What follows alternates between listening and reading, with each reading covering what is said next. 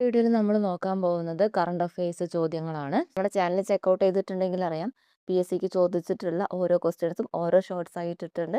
Video ഉപകാരമായി തോന്നിയിട്ടുണ്ടെങ്കിൽ ഉറപ്പായും നിങ്ങളുടെ ഫ്രണ്ട്സിന് ഇത് ഷെയർ ചെയ്ത് കൊടുക്കണം. ആദ്യത്തേത്, സൈബർ തട്ടിപ്പുകൾ തടയുന്നതിനും സാമൂഹിക മാധ്യമങ്ങളിലൂടെ തെറ്റായ നിക്ഷേപ ഉപദേശങ്ങൾ നൽകുന്നവരെ കണ്ടെത്തുന്നതിനുമായി സെബി പുറത്തിറക്കിയ AI ടൂളാണ് Sudarshan. Stockholm International Peace Research ഇൻസ്റ്റിറ്റ്യൂട്ടിന്റെ റിപ്പോർട്ട് പ്രകാരം 2021 മുതൽ 2025 കാലയളവിൽ ലോകത്ത് ഏറ്റവും അധികം ആയുധ ഇറക്കുമതി നടത്തിയ രാജ്യം യുക്രൈൻ.